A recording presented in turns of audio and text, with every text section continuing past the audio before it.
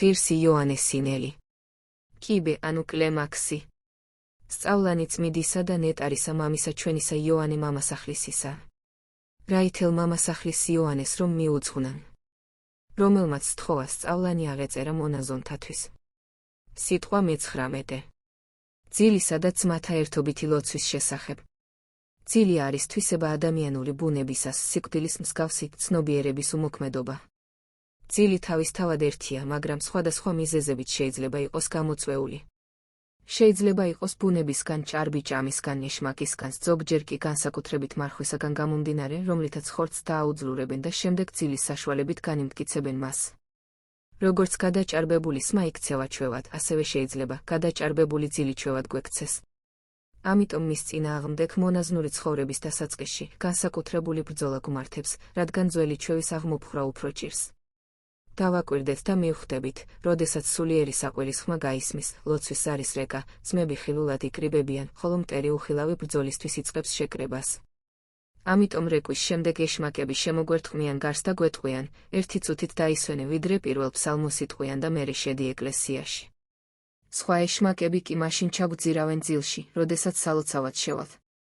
სხვები ხორციელი საჭიროებისათვის უდროო დროს გარეთ გასვლას გვაიძულებენ, სხვები ეკლესიაში საუბრის გაბმისკენ გვიბიძგებენ, სხვები კი ჩვენს გულში ბილწ გრძნობებს აღძრავენ, სხვები ავადმყოფებივით კედელზე მიყრდნობას გვაიძულებენ და წამდაუწუმ თქნარებას მოგგვრიან. მრავალი მათგანი ლოცვისას სიცილს აგვატეხინებს, რათა ამისთვის ღვთისრისხვა დაგვატყდეს თავს, სხვები დავითნის სწრაფად კითხვას გვაიძულებენ, სხვები კი ამავე დროს გემოთ მოყვარეობას გვინერგავენ, ზოგიერთი მათგანი პირს დაგვეხშობს და ბაგის გახსნას და ლოცვის თქმას არ გვანებებს.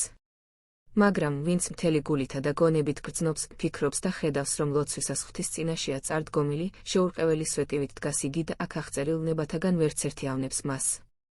ხშირად, როდესაც ჭეშმარიტი მორჩილი ლოცვაზე დგება, სრულიად ნათდება და სიხარულით ივსება, რადგან ამისთვის იგი ერთგული მორჩილებით ემზადებოდა და ამით იყო განმტკიცებული.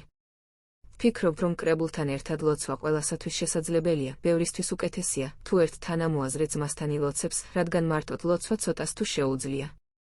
როდესაც კრებულთან ერთად ლოცულობ, უმაღლეს და სრულიად უნივთო ლოცვას ვერ ასრულებ, რადგან კითხვისა და გალობისას შენი გონება ცალკეული ლოცვის სიტყვებზე ფიქრით იქნება დაკავებული, ან თუ რაიმე კანონი გაქვს დაწესებული, ვიდრე მონაცვლებით გალობისას ძმა საკითხავს და ასრულებს, შენ გულში იმას იტყვი. ლოცვისას ხელსაქმობა და მით უმეტეს შრომა არავისთვის არ შეიძლება, რადგან სწორედ ამას გვაუწყებს ნეტარ ანტონისთან მისული ანგელოზი, რადგან იგი ჯერ ხელსაქმობდა და სალოცავად მერე დგებოდა.